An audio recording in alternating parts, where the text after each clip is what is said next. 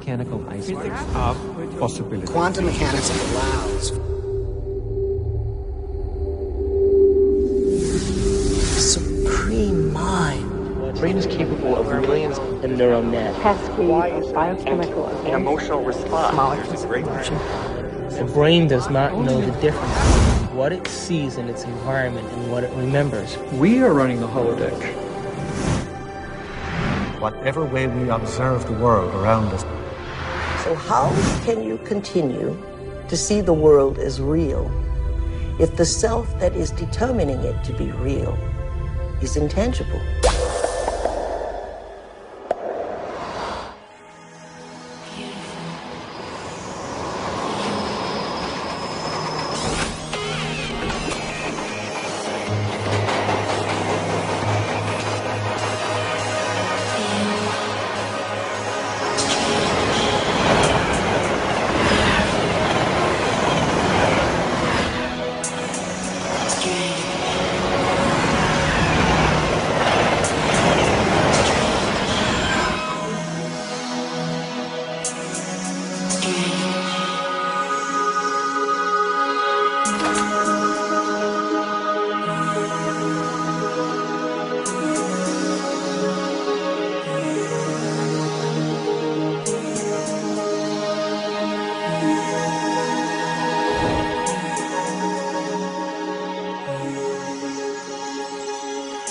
Are all realities existing simultaneously?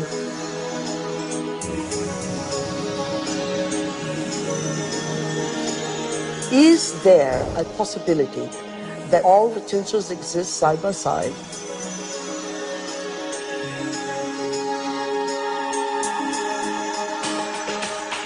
Have you ever seen yourself through the eyes of someone else that you have become?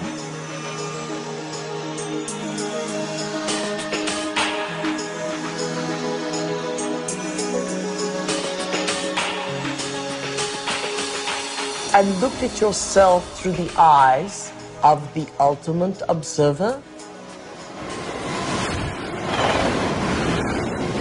Who are we? Where do we come from? What should we do? And where are we going? Why are we here? Well, that is the ultimate question, isn't it? What is reality? What I thought was unreal now, for me, seems in some ways to be more real than what I think to be real, which seems now more to be unreal. You can't explain it. And anybody who gets too lost and spends too much time trying to explain it is likely to get lost forever down the rabbit hole of mysteriousness. I think the more you look at quantum physics, the more mysterious and wondrous it becomes. Quantum physics, in very succinctly speaking, is a physics of possibilities.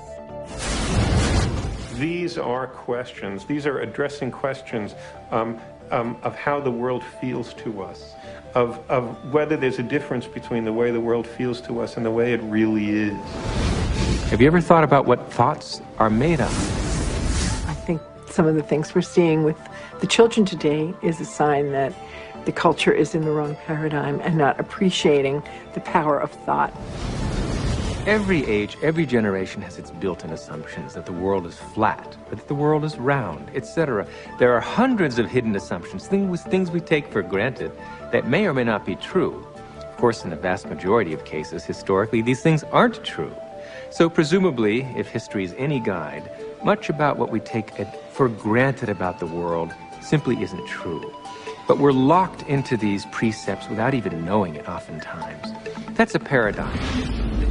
Modern materialism strips people of the need to feel responsible. And often enough, so does religion. But I think if you take quantum mechanics seriously enough, it puts the responsibility squarely in your lap, and it doesn't give answers that are clear-cut and comforting. It says, yes, the world is a very big place, it's very mysterious, mechanism is not the answer, but I'm not going to tell you what the answer is. Because you're old enough to decide for yourself. Is everyone a mystery? Is everyone an enigma?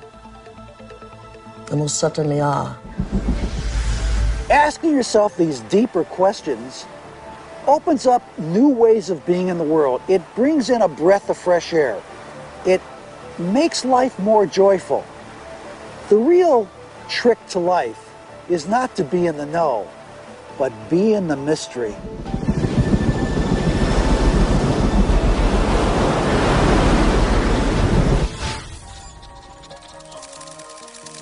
It's time to get wise.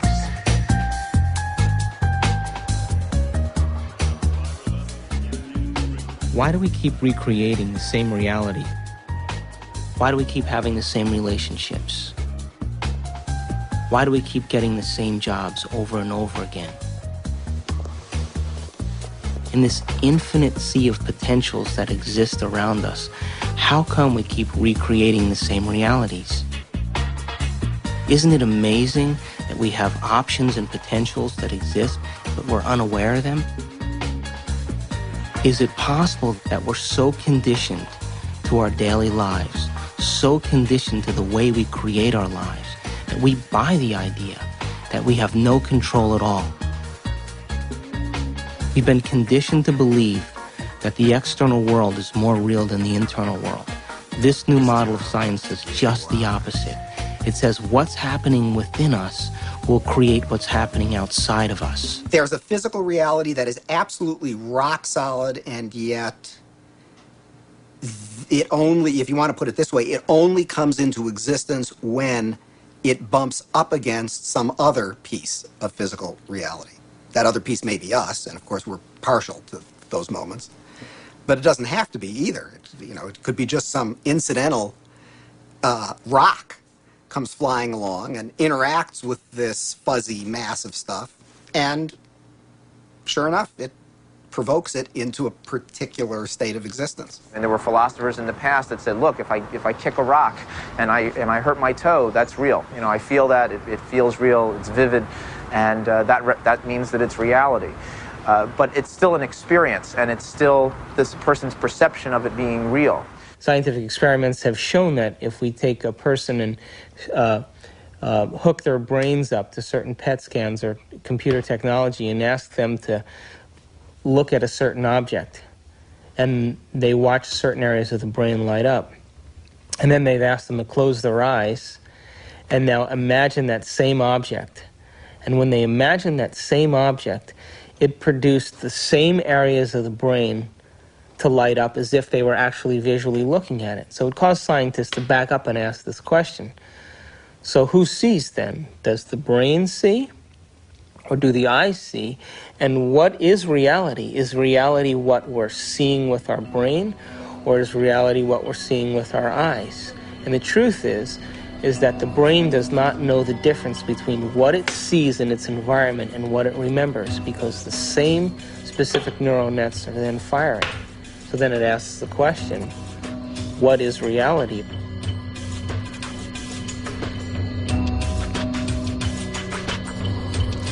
We're bombarded by huge amounts of information, and it's coming into our body, and we're processing it, coming in through our sense organs. It's percolating up, and at each step we're eliminating information, and finally what is bubbling up to consciousness is the one that's the most self-serving. The brain processes 400 billion bits of information a second, but we're only aware of 2,000 of those. But our awareness of those 2,000 bits of information are just about the environment, our body, and about time.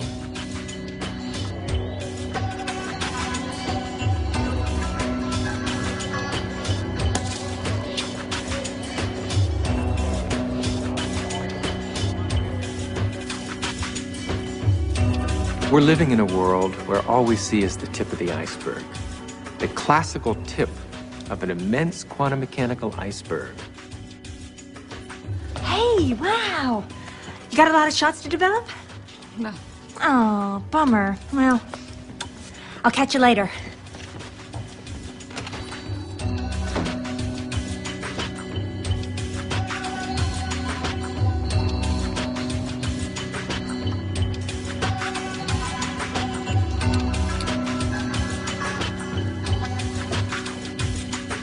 If the brain is processing 400 billion bits of information, and then our awareness is only on 2,000, that means reality is happening in the brain all the time. It's receiving that information, and yet we haven't integrated it.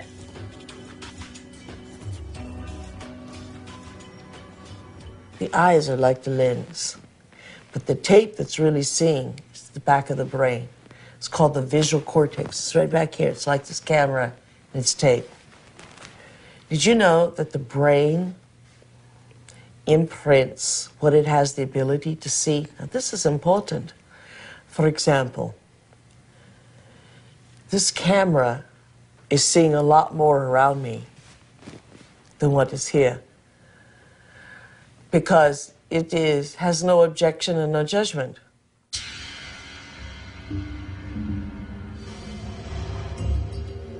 The only movie that's playing in the brain is what we have the ability to see. So is it possible our eyes, our cameras see more than what our brain has the ability to consciously project? Well, the way our brain is wired up, we only see what we believe is possible. We match patterns that already exist within ourselves through conditioning. So a wonderful story that I believe is true is that when the Indians, the Native American Indians on the Caribbean islands, saw Columbus's ships approaching, they couldn't see them at all because it was so unlike anything they had ever seen before. They couldn't see it. When Columbus's armada landed in the Caribbean, none of the natives were able to see the ships, even though they existed on the horizon. The reason that they never saw the ships was because they had no knowledge in their brains or no experience that clipper ships existed. So the shaman starts to notice that there's ripples out in the ocean, but he sees no ship, but he starts to wonder what's causing the effect. So every day he goes out and looks and looks and looks, and after a period of time, he's able to see the ships. And once he sees the ships, he tells everybody else that ships exist out there because everybody trusted and believed in him. They saw them also.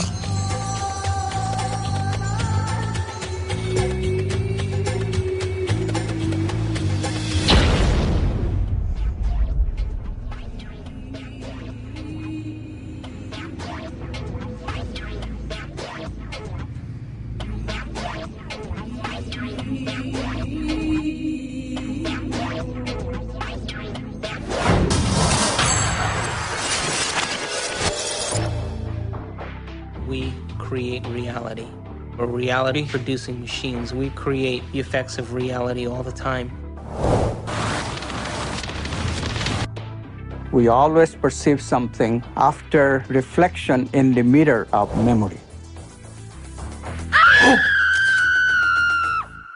As far as whether or not we're just living in a big holodeck or not, it's a question that we don't necessarily have a good answer to. I think this is a big philosophical problem that we have to deal with in terms of what science can say about our world, because we are always the observer in science. So we are still always constrained by what is ultimately coming into the human brain that allows us to see and perceive the things that we do.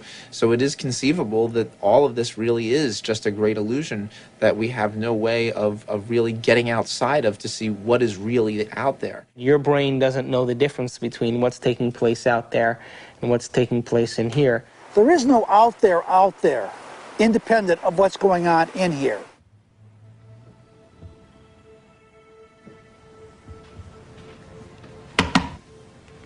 You okay? I heard you scream earlier. Was it another dream?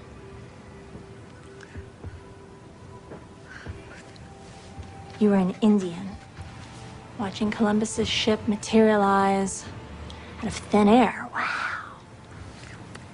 And this medicine man kept hitting you. Cool. Hey, maybe it was a past life or a parallel reality or a future life. That's weird.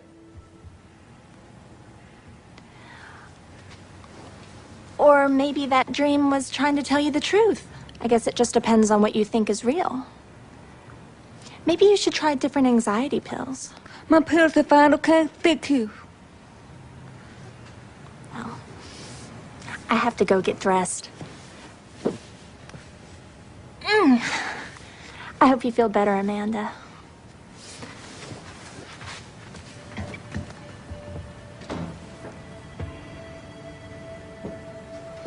God, Amanda, could be such an asshole.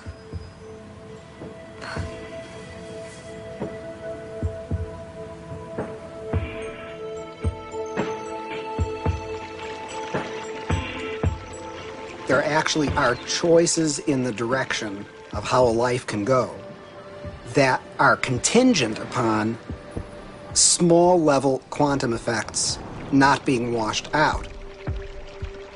First of all, let's talk about the subatomic world, and then we'll talk about what it's telling us about reality. The first thing I want to tell you about the subatomic world is it's totally a fantasy created by mad physicists trying to figure out what the heck is going on when they do these little experiments. By little experiments, I mean big energy in little spaces and little pieces of time. It gets pretty nutty at that realm of things, and so subatomic physics was invented to try to figure that all out. We need a new science down there. It's called quantum physics, and it is subject to a whole range of debatable hypotheses, thoughts, feelings, intuitions as to what the heck is really going on. Matter is not what we have long thought it to be. To the scientist, matter has always been thought of as sort of the ultimate in that which is static and predictable. Within all the atoms and molecules, all the space within the particles take up an insignificant amount of the volume of an atom or molecule, the fundamental particles. The rest of it is vacuum.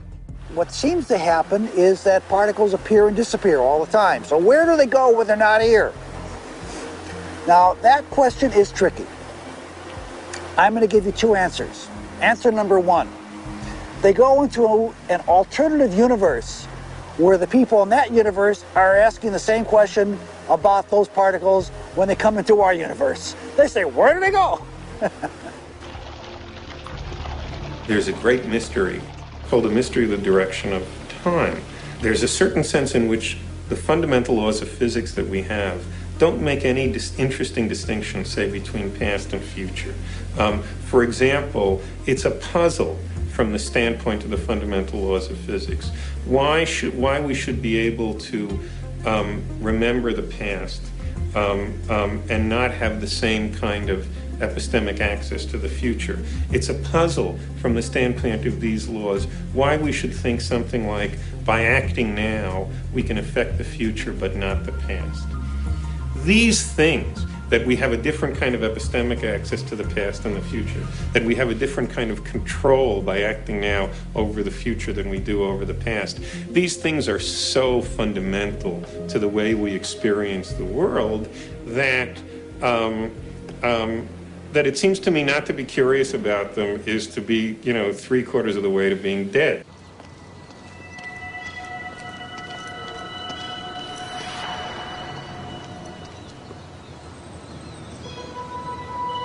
Want to shoot some hoops?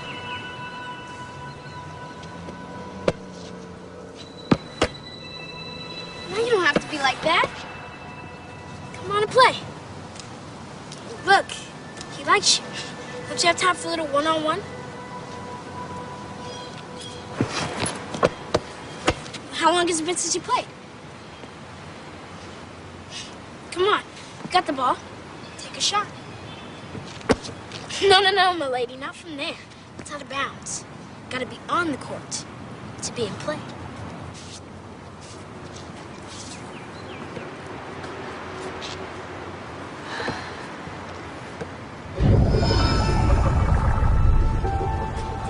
Welcome to Duke Reginald's court of unending possibilities.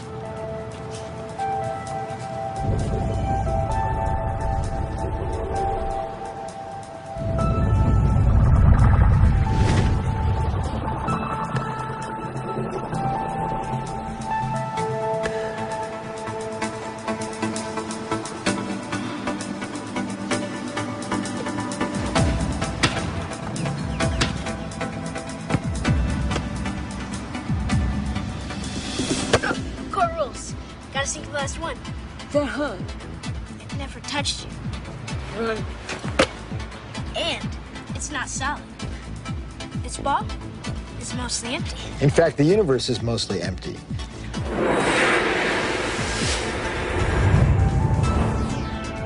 We like to think of space as empty and matter as solid.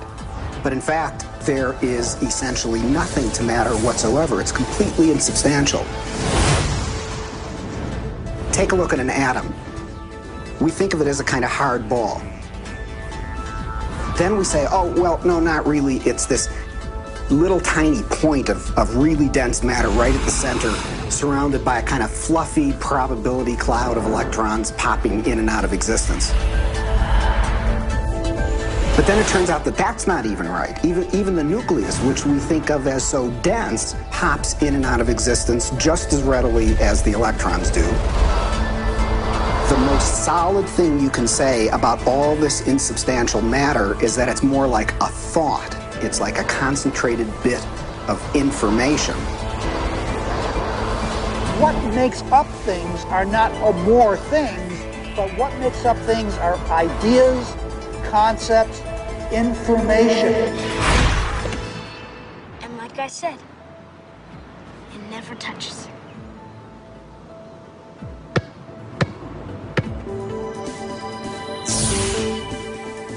Those electrons build up a charge and push the other electrons away before they touch. So nobody touches nothing. Come on, put your stuff down. Nobody's gonna take it. Like I said, this is my court. It's no problem.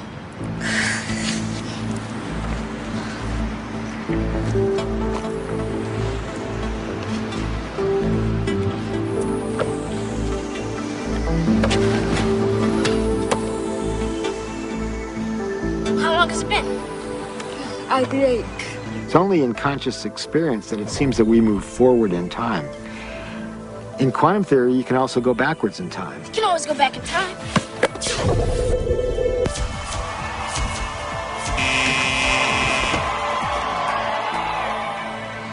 What's the matter? Remember, it's empty. How do you know this yet? I read Dr. Quantum comics.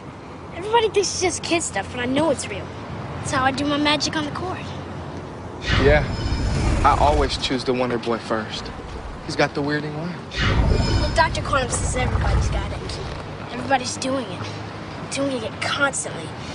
Each and every time you look. When you ain't looking, it's like a wave. When you are looking, it's like a particle. When you are not looking, there are waves of possibility. When you are looking, then there are particles of experience. A particle, which we think of as a solid thing, really exists in a so-called superposition, a spread out wave of possible locations. And it's in all of those at once. The instant you check on it, it snaps into just one of those possible positions. Quantum superposition implies that a particle can be in two or more places or states simultaneously. And this is a very bizarre concept and one of the hallmarks of the quantum world. Superheroes use superposition, with the world being potential strips of reality. Until we choose. Heroes choose what they want. Being in many places at once, experiencing many possibilities all at once, and then collapsing on the one. The question is, how far down the rabbit hole do you want to go?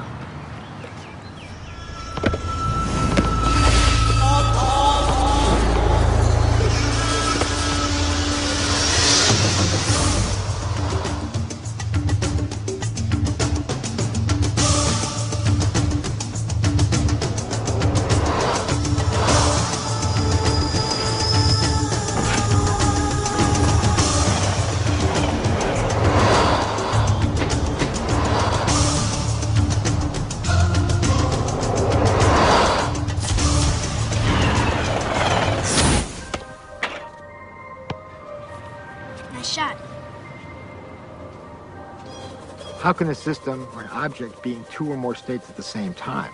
It's very easy. Instead of thinking of things as things, we all have a habit of thinking that everything around us is already a thing, existing without my input, without my choice. You have to banish that kind of thinking. Instead, you really have to recognize that even the material world around us, the chairs, the tables, the rooms, the carpet, camera included, all of these are nothing but possible movements of consciousness. And I'm choosing moment to moment out of those movements to bring my actual experience into manifestation. This is the only radical thinking that you need to do. But it is so radical, it's so difficult, because our tendency is that the world is already out there, independent of my experience. It is not. Quantum physics has been so clear about it. Heisenberg himself, co-discoverer of quantum physics, said atoms are not things. They are only tendencies. So instead of thinking of things, you have to think of possibilities. They're all possibilities of consciousness. You now can see in numerous labs around the United States objects that are large enough to be seen by the naked eye, and they are in two places simultaneously. And you can actually take a photograph of that. Now, I suppose if you showed a photograph, they'd say, oh, great, here's this nice blob of colored light, and I see there's a bit of it over here, and another bit of it. So you got a picture of two dots. What's the big deal? And if you say, well, look right in the chamber. You can see it right there. Oh, I see two things there. You say, no, that's not two things. That's one thing. It's the same thing in two places. I'm not sure that people's jaw would drop about it, because I don't think people really believe it. And I don't mean that people say, oh, you're lying, or, oh, the scientists are confused. I think it is so mysterious that you can't even understand how amazing it is. And then furthermore, you've seen Star Trek and whatnot. Beam me up, Scotty. So it all seems sort of, oh, well, what does that really mean? But you've got to really stop and think about what that means, that it's the same object and it's in two places at once. And people tinker in the lab, and they get angry about things, and they have lunch, and they go home, and they lead their lives just as though nothing utterly astounding is happening, because, of course, that's how you have to go about it. And yet there is this completely amazing magic sitting right in front of your eyes. Quantum physics calculates only possibilities. But if we accept this, then the question immediately comes, what chooses among these possibilities to bring the actual event of experience? So we immediately see that consciousness must be involved. The observer cannot be ignored. We know what an observer does from a point of view of quantum physics, but we don't know who or what the observer actually is. Doesn't mean we haven't tried to find an answer. We've looked. We've gone inside of your head. We've gone into every orifice you have to find something called an observer, and there's nobody home. There's nobody in the brain. There's nobody in the cortical regions of the brain. There's nobody in the subcortical regions or the limbic regions of the brain. There's nobody there called an observer. And yet we all had this experience of being something called an observer, observing the world out there. Is this the observer, and which is so intricate to understanding the wacky, weird world of quantum particles and how they react? Is this, then, the observer? In my modeling, the observer is the spirit inside the four-layered bio-body suit. And so it's like the ghost in the machine. It is the consciousness that's driving the vehicle. And it is observing the surround. The four layers of the bio-body suit have all kinds of sensory systems to pick up signatures from the surround.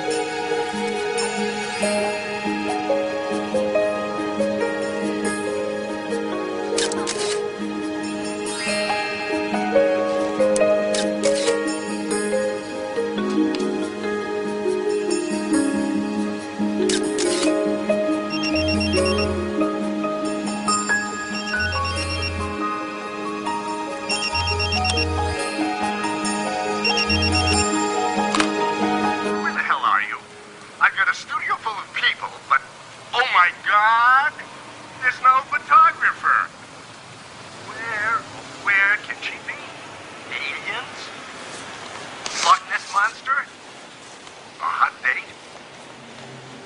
In Washington, D.C., the so-called murder capital of the world, there was a big experiment in the summer of 1993 where 4,000 volunteers came from 100 countries to collectively meditate for long periods of time throughout the day.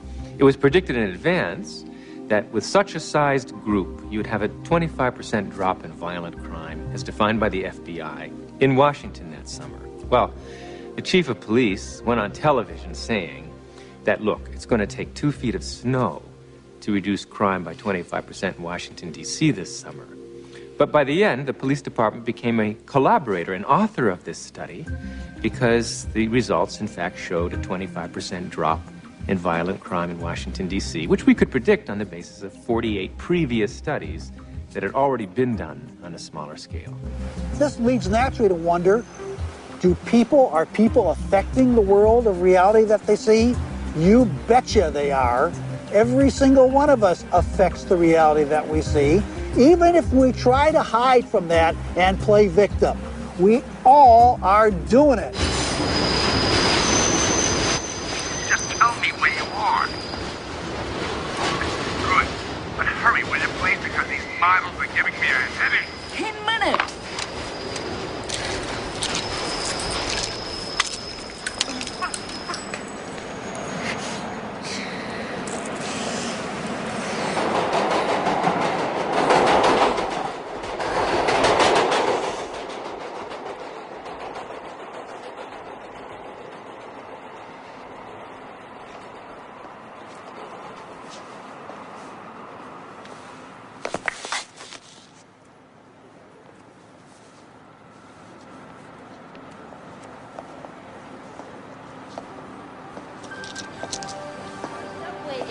Comes to us from Japan and Mr. Masuro Emoto.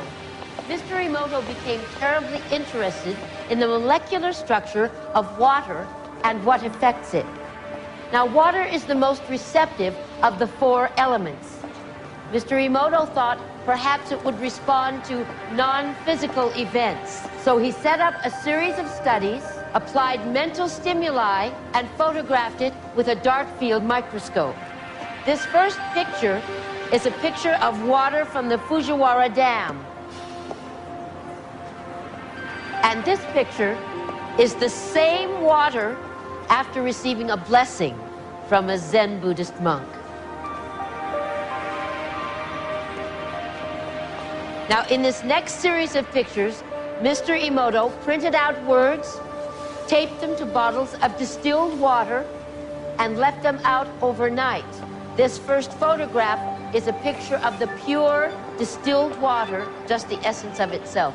These subsequent photographs, as you can see, are each different. This is the chi of love. And we move along here to thank you. And you can see where he taped that to this bottle here. But if you read Japanese, you already knew that. Now, Mr. Emoto speaks of the thought or intent being the driving force in all of this. The science of how that actually affects the molecules is unknown, except to the water molecules, of course. And it's really fascinating when you keep in mind that 90% of our bodies are water.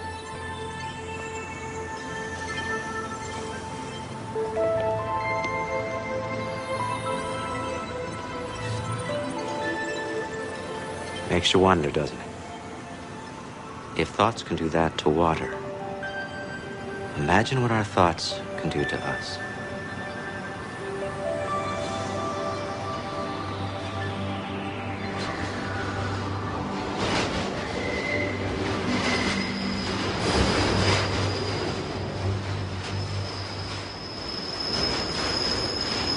Absolutely, thought alone can completely change the body. Most people don't affect reality in a consistent, substantial way because they don't believe they can. They write an intention and then they erase it because they think that's silly. I mean, I can't do that.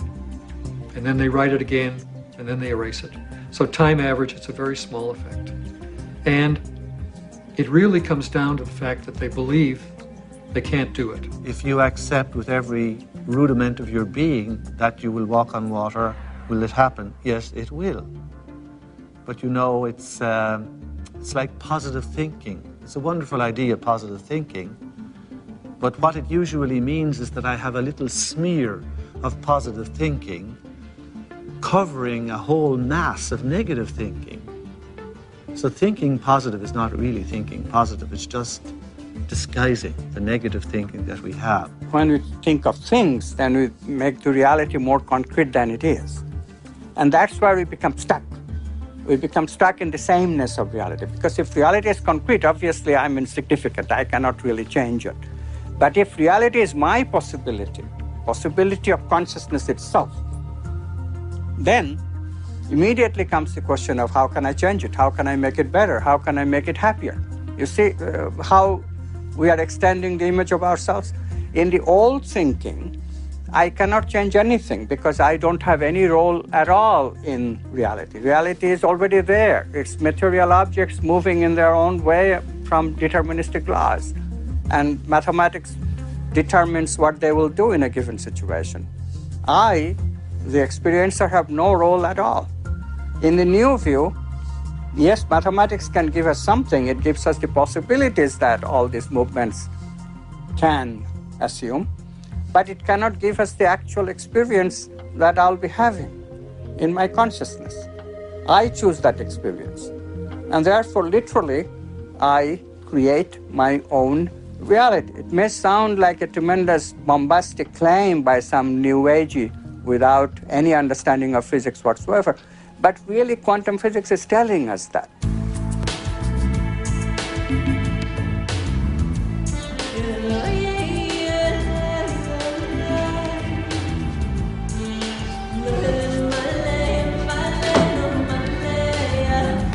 Hey, how was the shoot? So.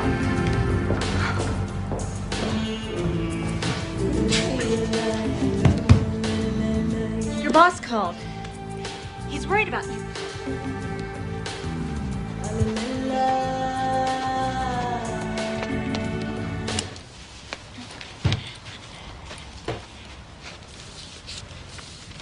Amanda, I want to thank you for letting me stay here. I know I'm a bit much sometimes and that it's been tough after Bob and all. And you've just been so wonderful. I mean, I make a mess and, well, I clean up afterwards, but it's not really your style. Sometimes I think you make me sane. Me? The day I make someone sane, they're in trouble. Anyway, I made you something as a thank you gift.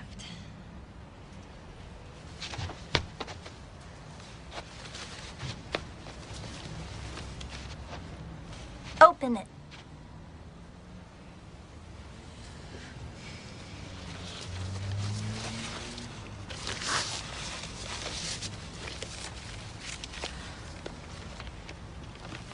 I went through your pictures and picked my favorite ones. And it took me forever because there's so many good ones.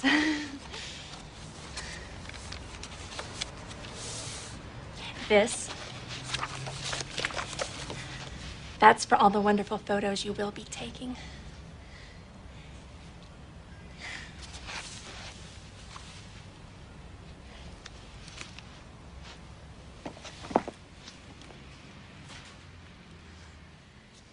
Oh. I've had a strange day.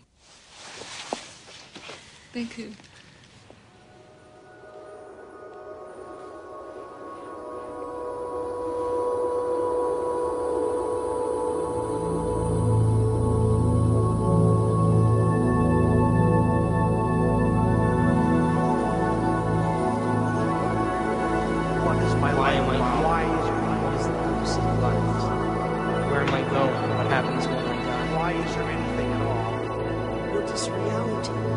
It makes you wonder, doesn't it?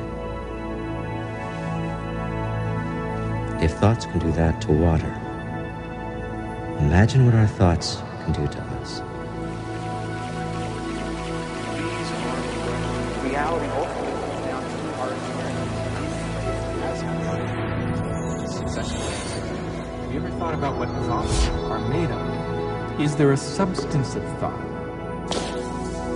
I guess it just depends on what you think is real. The world being possible timelines of reality. Until we choose. Are all realities in the quantum field existing simultaneously? I definitely think an addiction is something real, something that you can't stop. There literally are different worlds in which we live. There's the macroscopic world that we see. There's the world of our cells. There's the world of our atoms. There's the world of our nuclei. These are each totally different worlds. They have their own language. They have their own mathematics. They're not just smaller. Each is totally different. But they're complementary. Because I am my atoms. But I am also my cells. I'm also my macroscopic physiology. It's all true. They're just different levels of truth. The deepest level of truth uncovered by science and by philosophy is the fundamental truth of unity. At that deepest subnuclear level of our reality, you and I are literally one.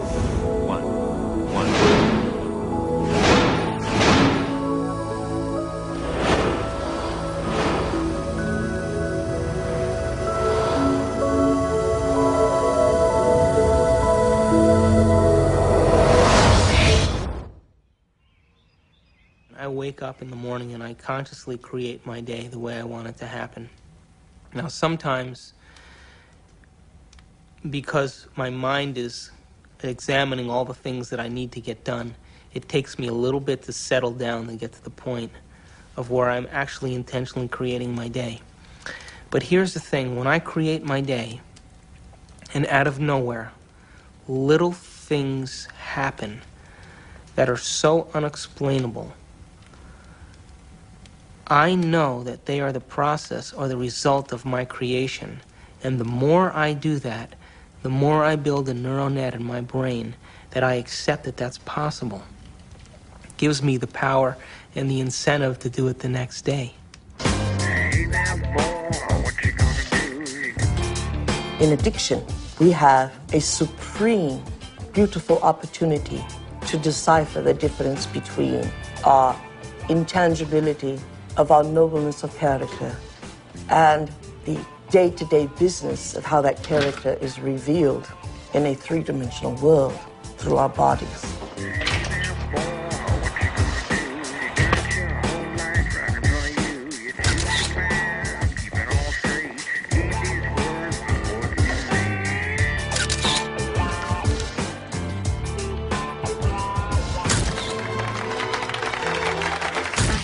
Weddings.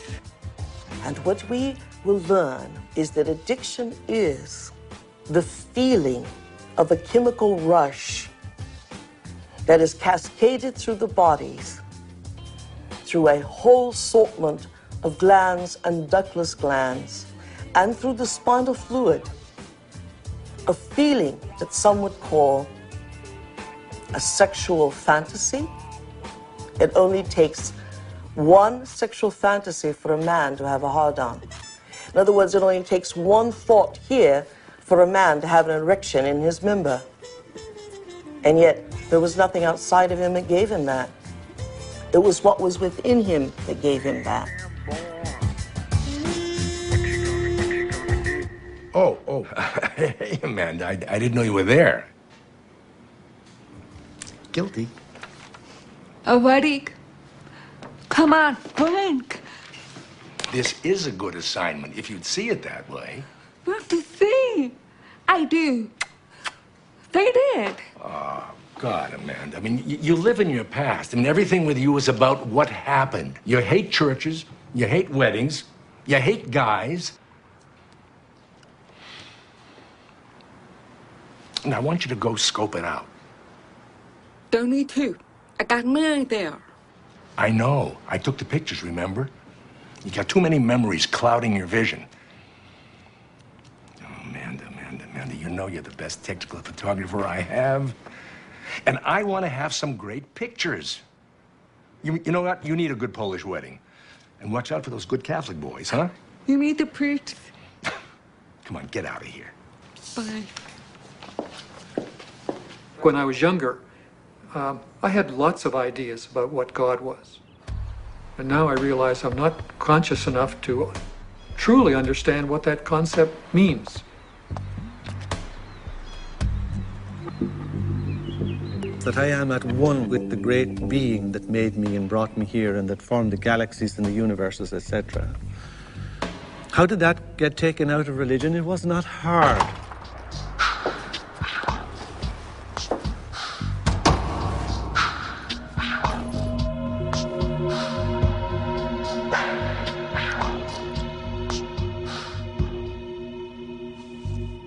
Most of the problems that religion and the various philosophical movements down through the centuries have produced have been errors because that's where they started. That God is a distinct, separate being from us, to whom I must offer worship, whom I must cultivate, humor, please, and hope to attain a reward from at the very end of my life.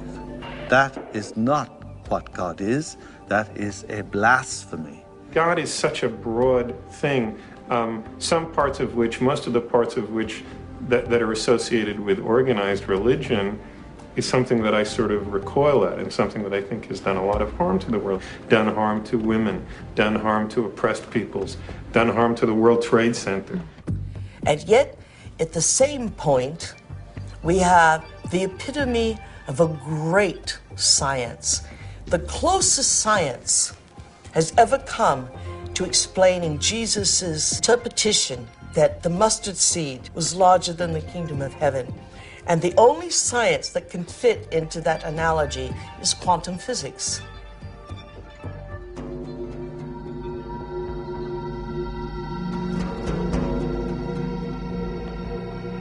Now, we have great technology, from anti-gravity magnets and magnetic fields of zero-point energy.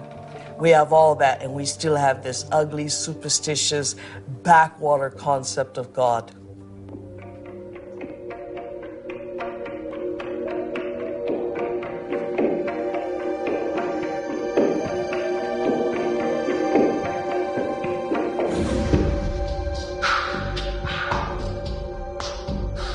People fall into line very readily when they're threatened by these cosmic sentences of everlasting punishment. But this is not how God is. And once you start to question the traditional images, caricatures of God, people feel you're an agnostic or an atheist or a subverter of the social order. God must be greater than the greatest of human weaknesses, and indeed, the greatness of human skill, that God must even transcend, are most remarkable to emulate nature in its absolute splendor. How can any man or woman sin against such a greatness of mind? How can any one little carbon unit on Earth, in the backwaters of, indeed, the Milky Way, the boondocks, betray God Almighty? That is impossible. The height of arrogance is the height of control of those who create God in their own image.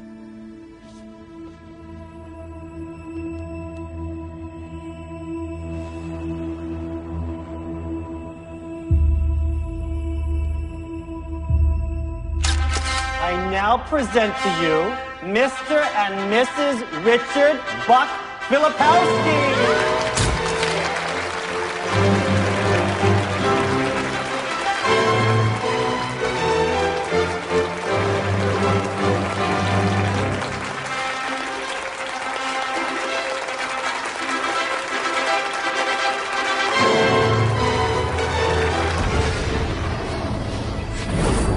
Brain, when it fires its thoughts, is likened unto the landscape of a thundercloud.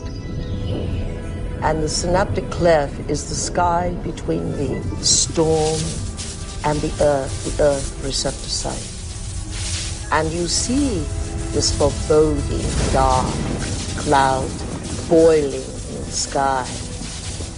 And you see electrical impulses moving through it, veins of electric light, and then you see it hit the ground. brain looks like a thunderstorm when it is presenting a coherent thought.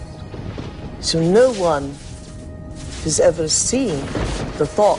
What they do see in neurophysics is that they see a storm raging around different quadrants of the brain.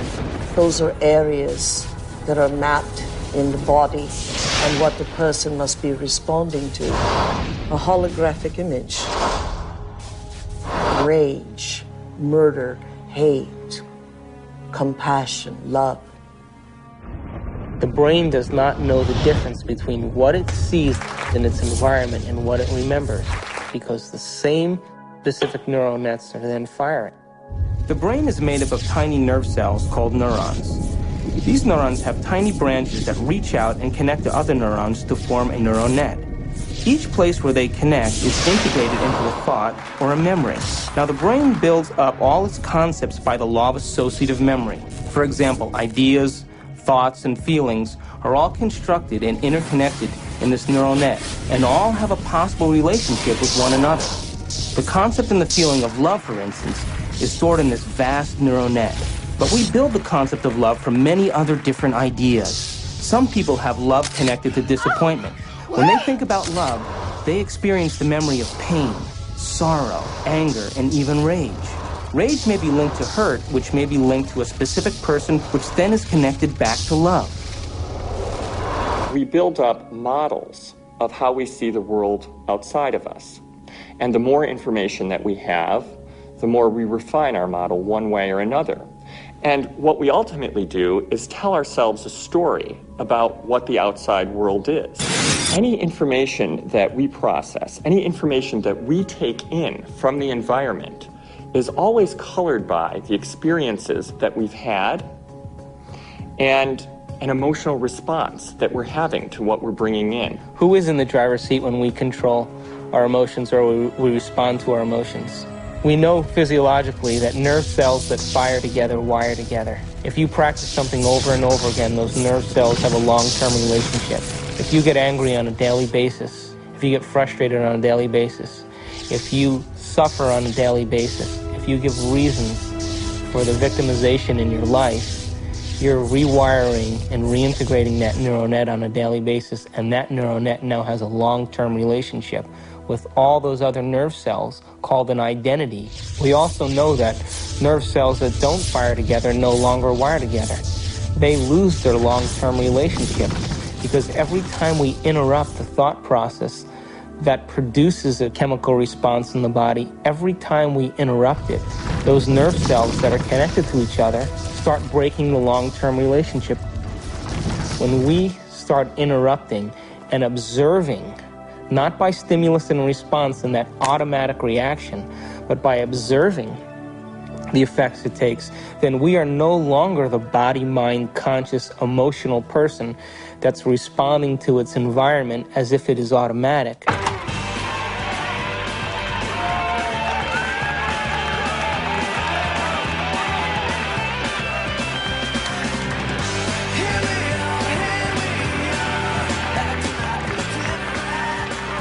Does that mean emotions are good or emotions are bad? No, emotions are designed so that it reinforces chemically something into long-term memory. That's why we have them. All emotion is holographically imprinted chemicals. The most sophisticated pharmacy in the universe is in here. There's a part of the brain called the hypothalamus. And the hypothalamus is like a little mini factory, and it is a place that assembles certain chemicals that match certain emotions that we experience. Those particular chemicals are called peptides. They're small chain amino acid sequences. The body's basically a carbon unit that makes about 20 different amino acids all together to formulate its physical structure. The body is a protein-producing machine. In the hypothalamus, we take small chain proteins called peptides, and we assemble them into certain neuropeptides or neurohormones that match the emotional states that we experience on a daily basis. So there's chemicals for anger, and there's chemicals for sadness, and there's chemicals for victimization, there's chemicals for lust, There's a chemical that matches every emotional state that we experience.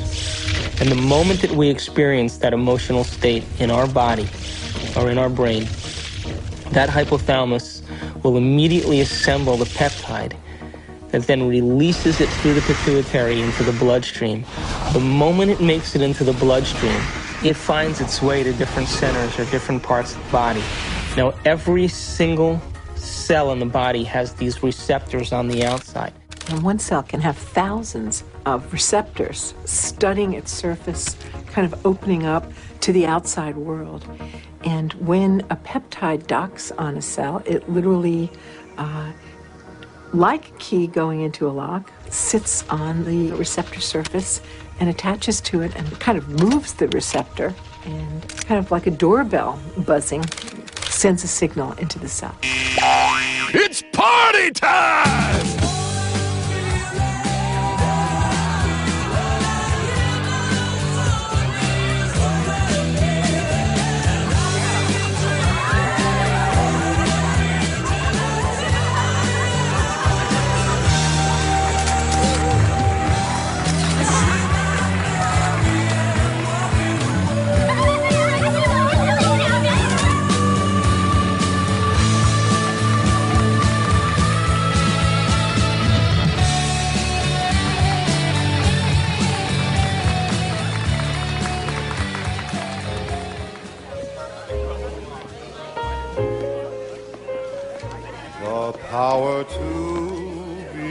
What happens in adulthood is that most of us who've had our glitches along the way are operating in an emotionally detached place, or we're operating as if today were yesterday.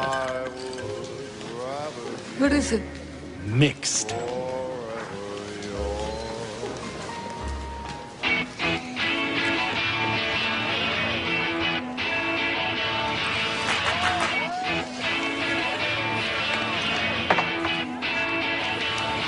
In either the disconnected place or the overly emotional reactive place, because they've gone to an earlier time in reality, the person is not operating as an integrated whole.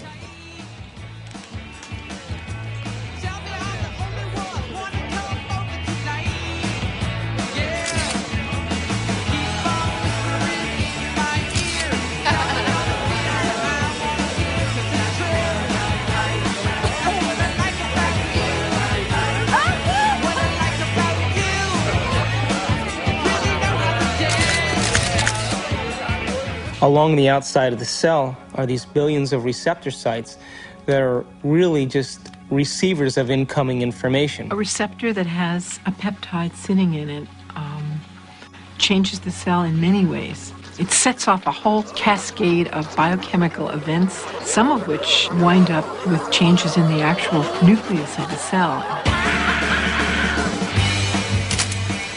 Hi, when I grew up, I want to become a photographer just like you. Oh. Got any tips? Take that picture. Thanks. Each cell is definitely alive, and each cell has a consciousness, particularly if we define consciousness as the point of view of an observer. There is always the perspective of the cell. Years later!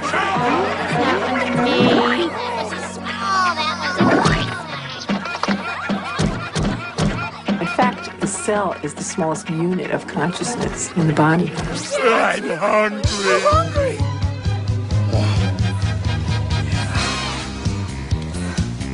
Oh yeah! We've commandeered an entire serving planet!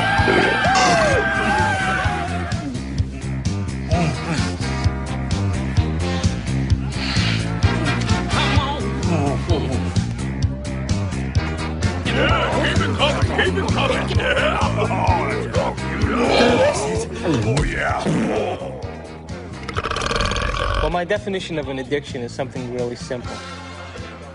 Something that you can't stop. Oh, make me suffer, please. You want to hurt? We bring to ourselves situations that will fulfill the biochemical craving of the cells of our body by creating situations that meet our chemical needs. It always An addict will always need a little bit more in order to get a rush or a high of what they're looking for chemically.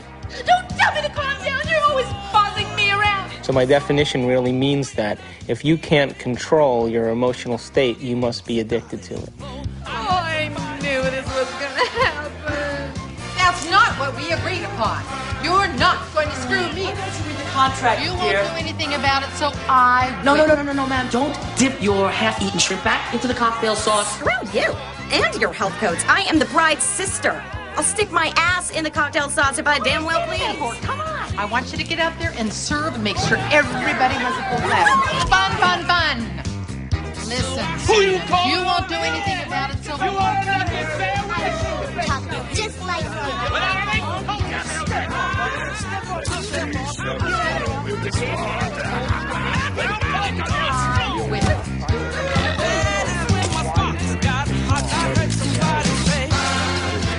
What is reality? What is the real reality?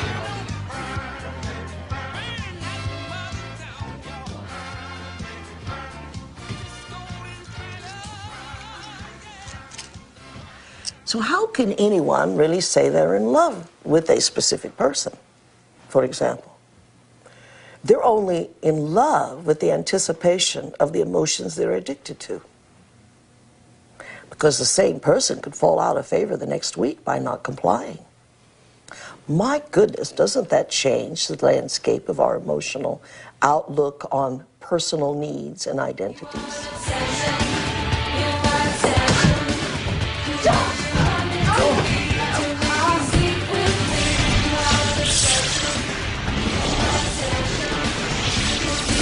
Oh, yeah. Oh! Come here.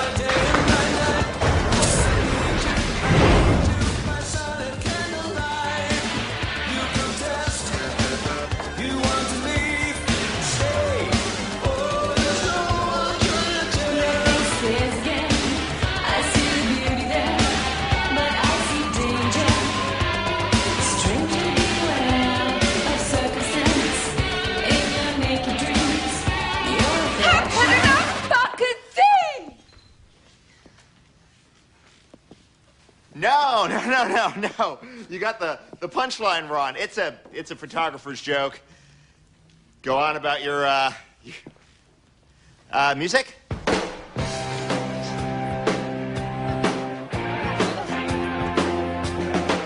Are you okay? Right, I thought that couldn't fucking some good. When? Now. I was with the groom. Hey, I can read it. I'm sorry. I was with the groom just now. Yeah, he loves Paulette. Where?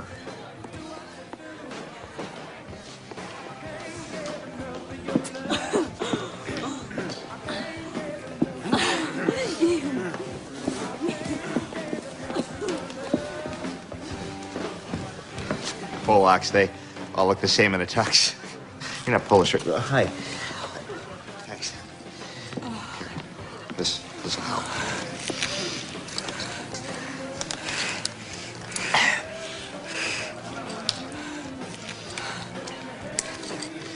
Oh, thank you. No problem. That was in my mouth. Forget it.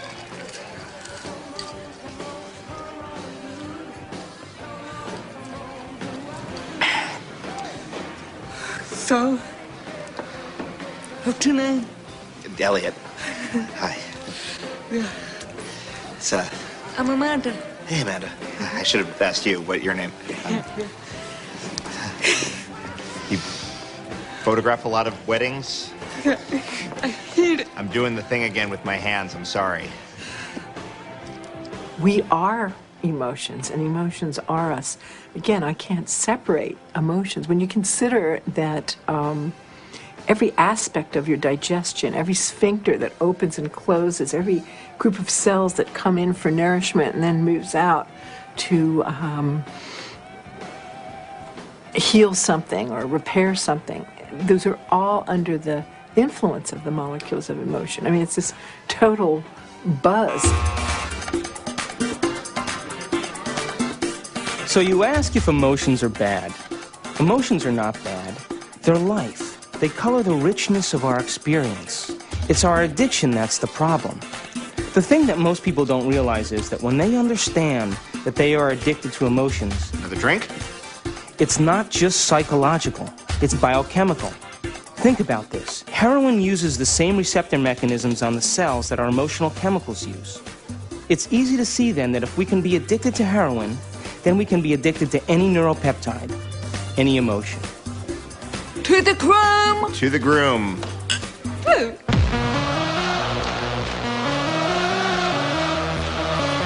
What's up, guys? What's up, man? Hello. What do we need? Some boxes. Put out! Yeah, baby!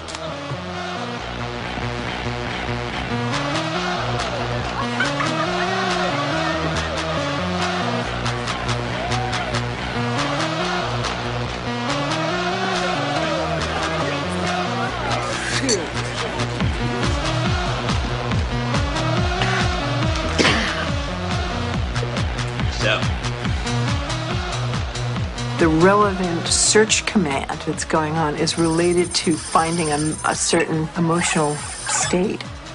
I mean, we can't even direct our eyes without having an emotional aspect to it.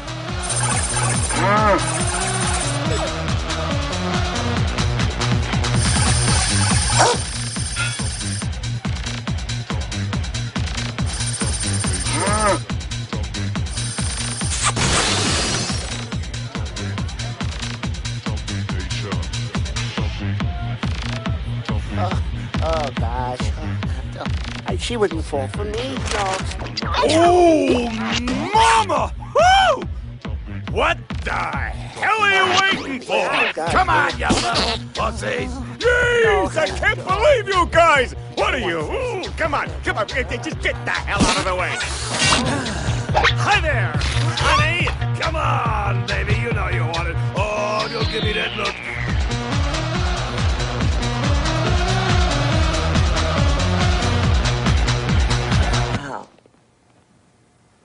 What about people who are addicted to sex?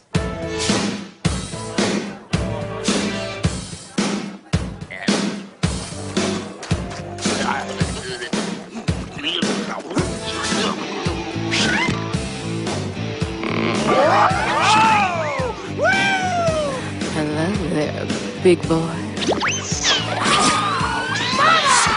Is there a rocket in your pocket, or are you just happy to see me?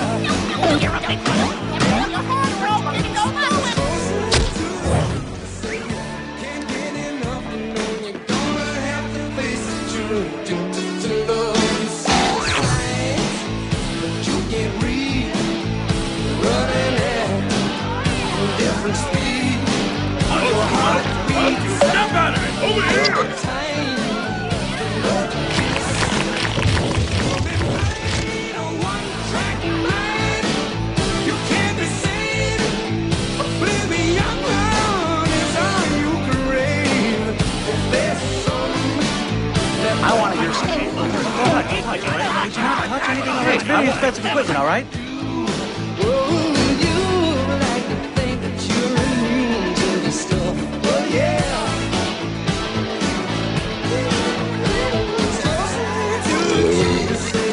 I want to hear some polka music, okay? gonna play These people want to hear some I know polka we're gonna play music. You can't have a Polish wedding without polka music!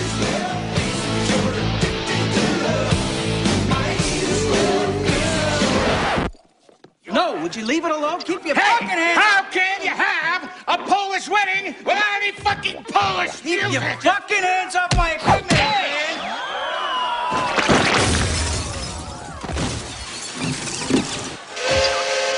Like I said before, it ain't a Polish wedding without a polka!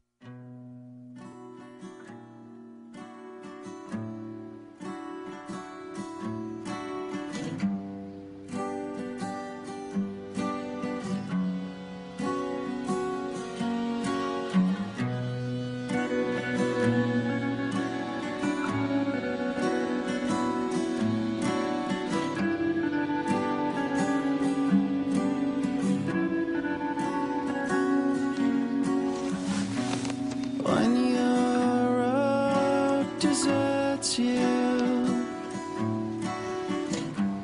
and your feet disappear, you'll find some old shoes, wasted, worn, without appeal. Where we go from here?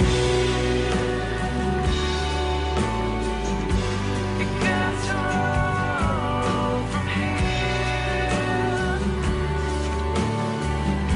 You're sitting still inside fear. There must be some way out of here.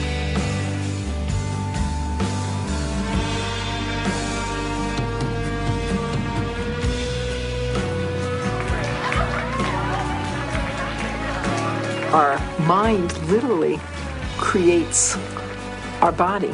So it all starts in the cell.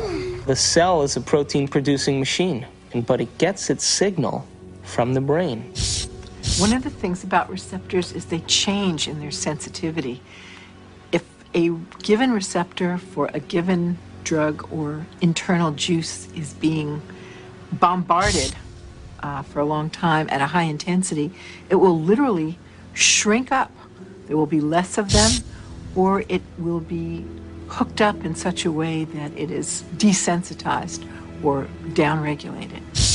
So the same amount of drug or internal juice will elicit a much smaller response.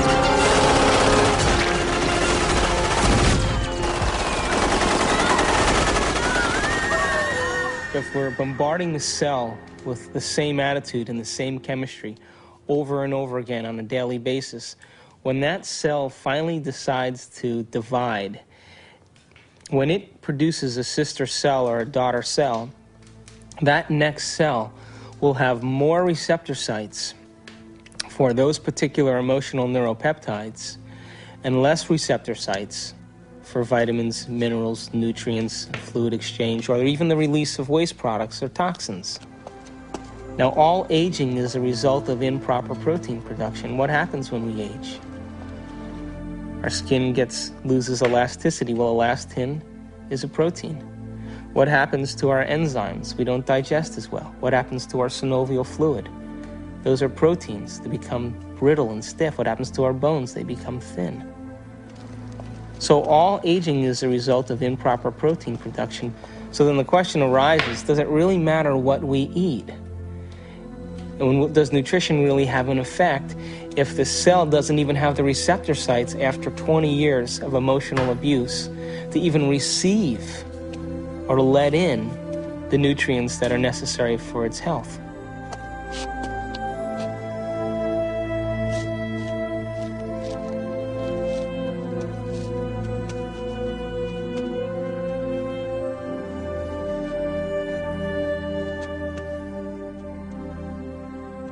Okay, guys, it's time for a course correction on our trajectory along the path of our adventure. And that course correction is the movement to a new paradigm, just an expansion of the old, just as the universe is larger than we thought it was in our modeling. And it's always larger than we think it is.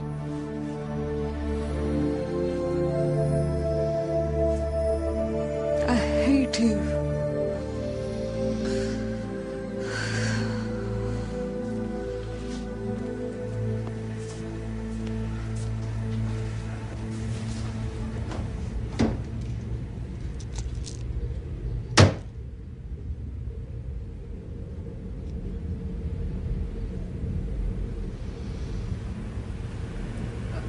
Hate you.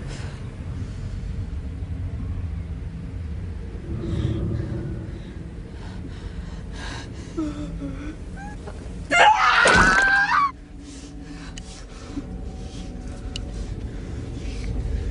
idiot!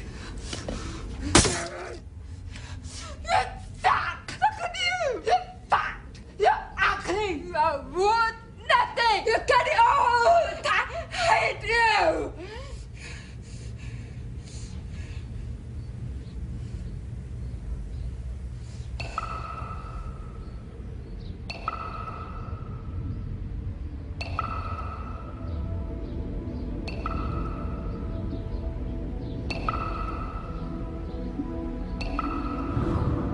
It makes you wonder, doesn't it? If thoughts can do that to water, imagine what our thoughts can do to us.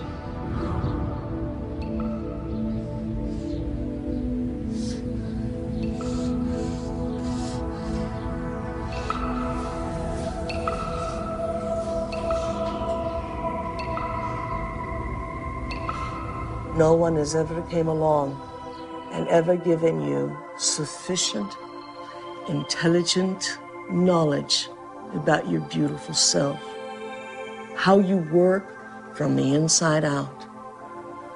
Why do you have addictions? Because you have nothing better. You have dreamt of nothing better because no one has ever taught you how to dream better.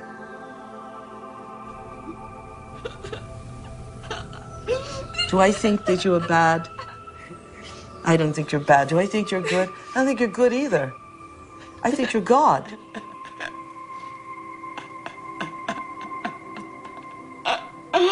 In general, the field of psychiatry really doesn't allow for enough freedom of action on people's part, meaning an awful lot of problems, not all of them to be sure, but an awful lot of problems that get labeled as psychological problems really amount to people making rotten choices. And they ought to be instructed to make different ones. Can I? Wow.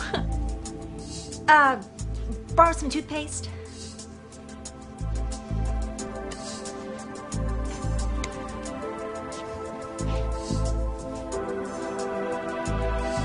Thanks.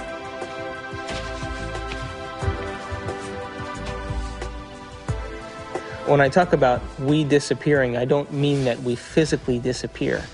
What I mean is that we move out of the area of the brain that has to do with our personality, that has to do with our association to people, our association to places, our association to things and times and events. We don't exist in the associative centers in our brain that reaffirms our identity and reaffirms our personality. For the average person in the world who lives life and considers their life boring or uninspiring is because they've made no attempt to gain knowledge and information that will inspire them. They're so hypnotized by their environment through the media, through television, through people living and creating ideals that everybody struggles to become, that no one can actually become in terms of physical appearance and definitions of beauty and valor that are all illusions, that most people surrender and live their life in mediocrity. And they may live that life, and the soul may never really, their desire may never really rise to the surface, so they may want to be something else. But if it does rise to the surface, and they ask themselves if there is something more, or why am I here? What is the purpose of life? Where am I going? What happens when I die? They start to ask those questions. They start to flirt and interact with the perception that they may be having a nervous breakdown. And in reality, what they're doing is that their old concepts of how they viewed their life in the world start to fall apart.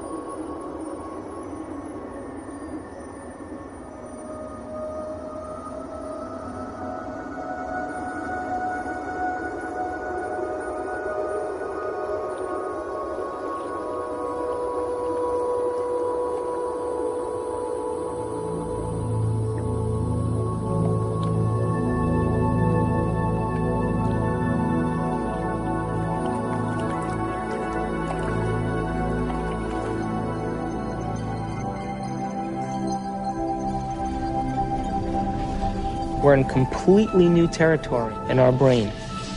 And because we're in completely new territory, we're rewiring the brain, literally reconnecting to a new concept. Then ultimately, it changes us from the inside out. If I change my mind, will I change my choices? If I change my choices, will my life change? Why can't I change? What am I addicted to?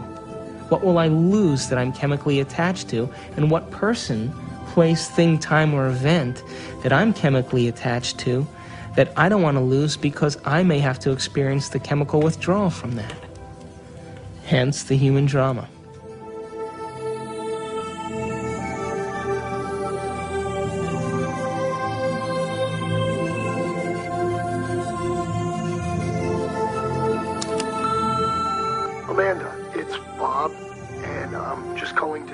I hope that you can come tonight. I really want to see you. I really want to talk to you. I know we can work things out.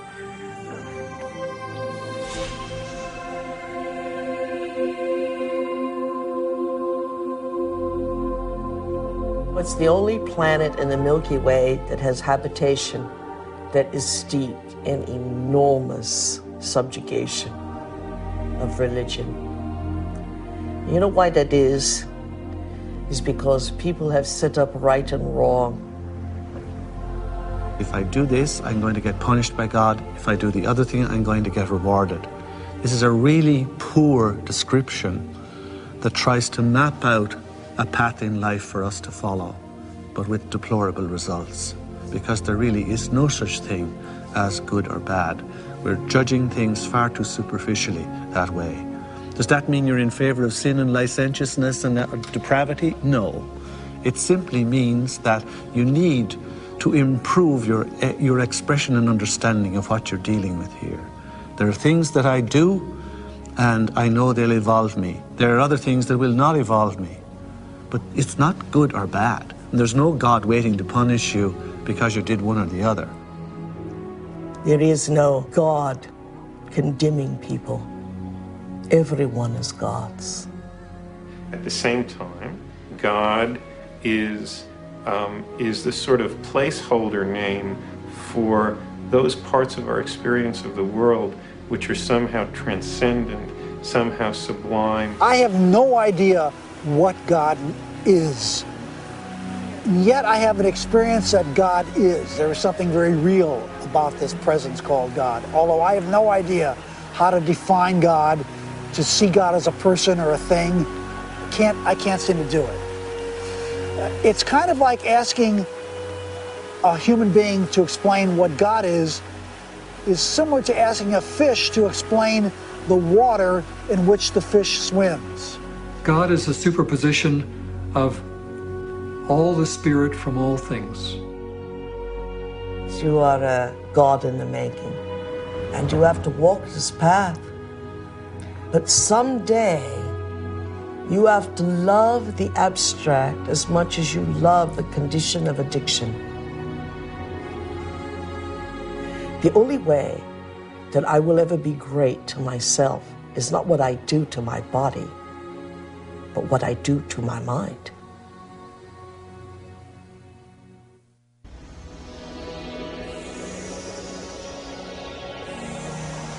So if we're consciously designing our destiny, and if we're consciously, from a spiritual standpoint, throwing in with the idea that our thoughts can affect our reality or affect our life, because reality equals life, then I have this little pact that I have when I create my day.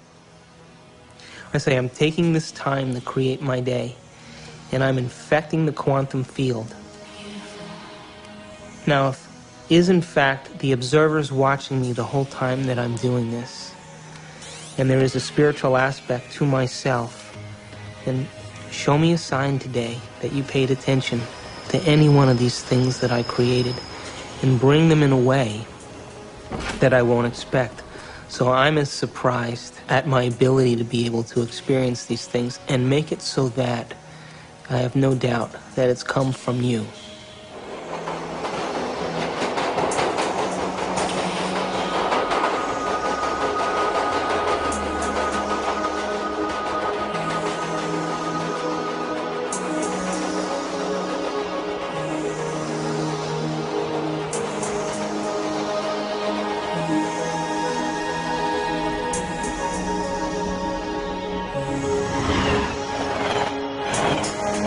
So the brain is capable of millions of different things that people just really should learn, that how incredible they actually are and how incredible their minds actually are.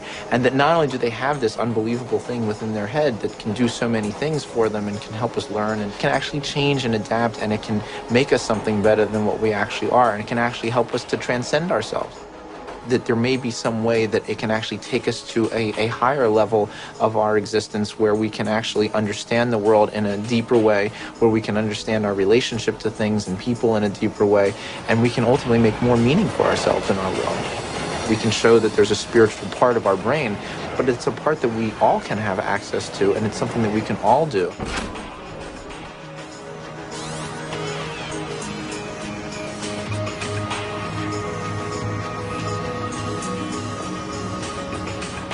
We have to formulate what we want and be so concentrated on it and so focused on it and have so much of our awareness of it that we lose track of ourselves. We lose track of time. We lose track of our identity. And the moment we become so involved in that experience that we lose track of ourselves, we lose track of time, that picture is the only picture that's real. And everybody's had that experience when they've made up their mind that they've wanted something. That's quantum physics in action. That's manifesting reality. That's the observer in full effect. Your consciousness influences others around you. It influences material properties. It influences your future. You are co-creating your future.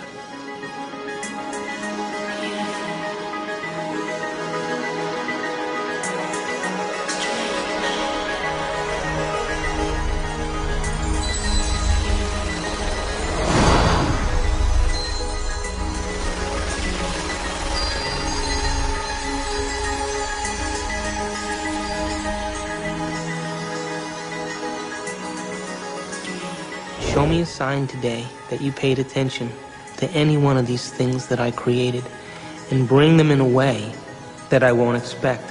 So I'm as surprised at my ability to be able to experience these things and make it so that I have no doubt that it's come from you.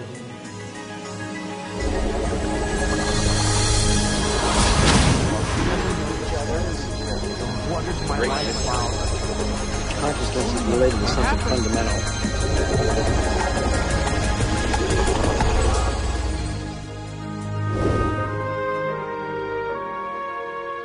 Have you ever seen yourself through the eyes of someone else that you have become?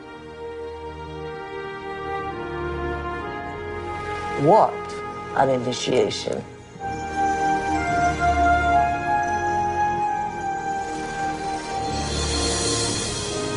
Have you ever stopped for a moment and looked at yourself through the eyes of the ultimate observer?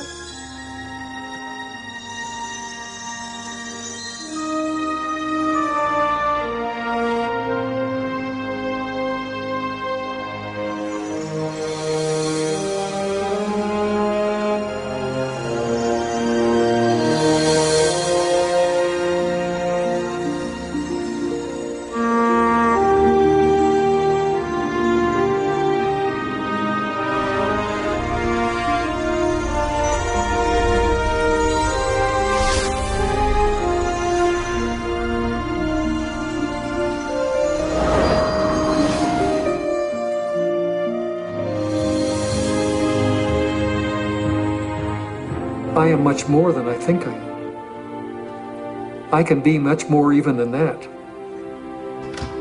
I can influence my environment with people. I can influence space itself. I can influence the future. I am responsible for all those things. I and the surround are not separate. They're part of one. I'm connected to it all. I'm not alone.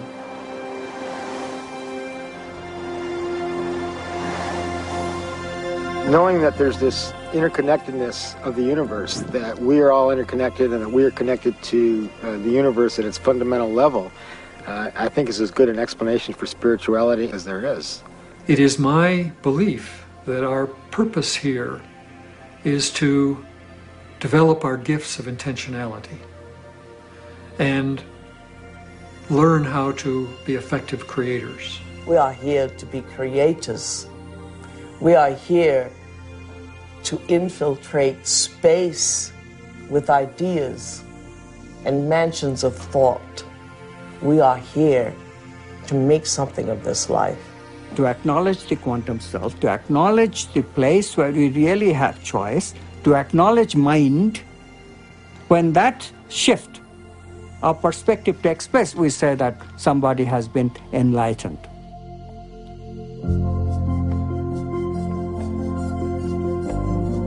Quantum mechanics allows for the intangible phenomenon of freedom to be woven into human nature. Quantum physics, very succinctly speaking, is a physics of possibilities.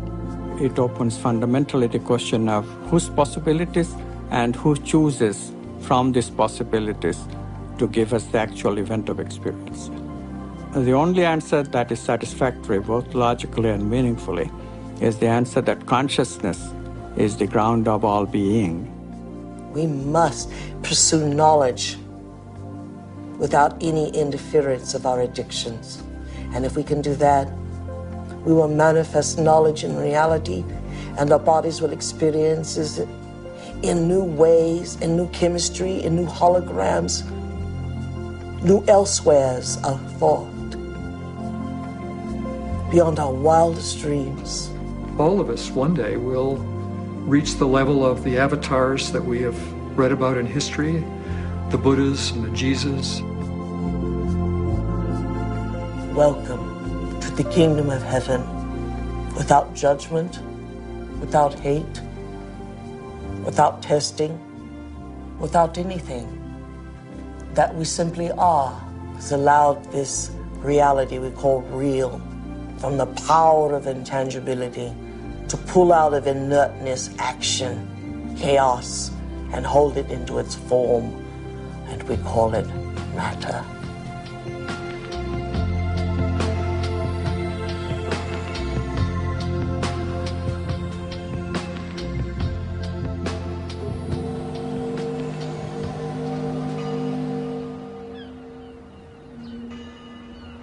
How can we measure the effects?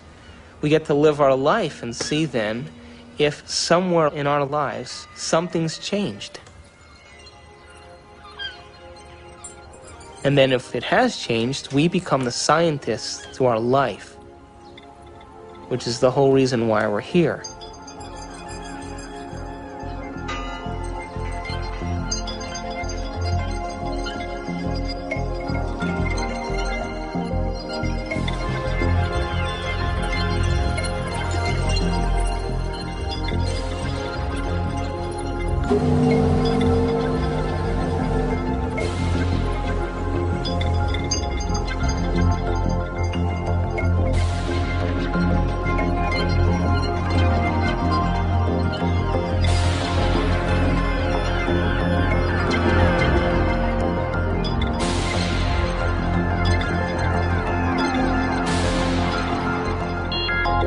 Don't just take it at face value.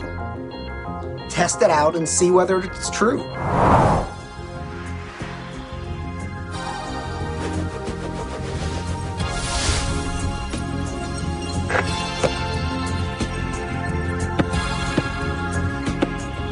Hey, you're back. I'm back. So you never answered my question. What question? How far down the rabbit hole do you want to go?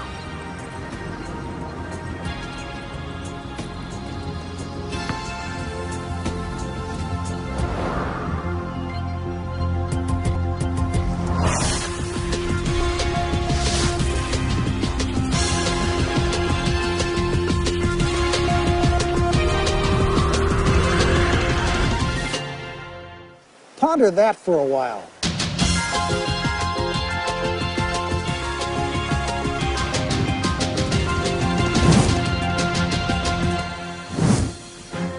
My name's David Albert.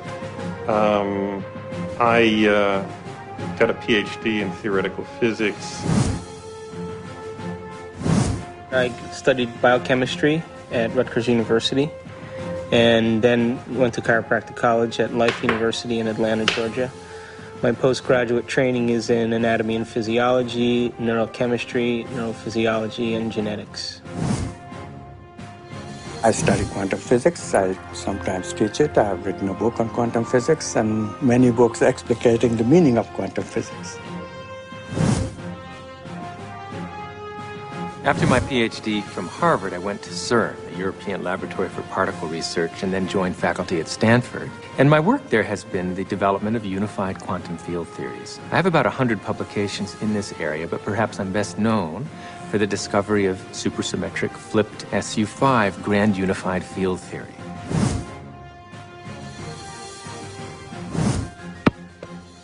I make my living as an anesthesiologist, and every day as I put my patients to sleep, I kind of wonder where they go and why they're there in the first place. And that's one of the reasons that attracted me to anesthesia and the study of consciousness.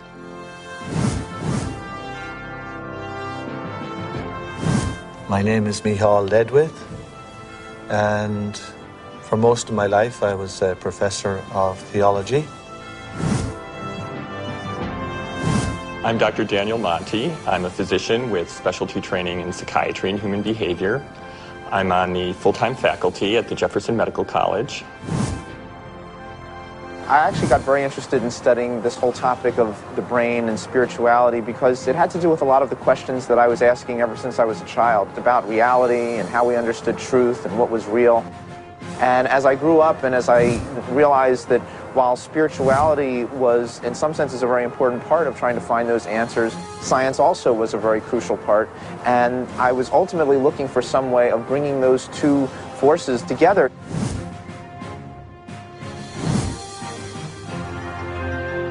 Well, my name is Candace Pert, and I'm a professor at Georgetown in the medical school. Here we are actually filming great thinkers. Everyone in this room is a great thinker. Now that we got them thinking, that's always a trick, isn't it? I should make it clear that I'm a graduate student in physics. I'm not a full-fledged theoretical physicist yet. But if fortune smiles on me and I continue to work like a dog on my problem sets and exams and whatnot, eventually what I hope to do with this is to apply fundamental quantum theory to quantum information processing. So I decided, well, if I gave up being department chairman, and if I gave up all my professional committees, and I gave up all my government committees, I would have a block of time that I could put to work. Of course, I give up all my power positions, but you have to sacrifice something. I had to keep my day job because my family needed to be fed.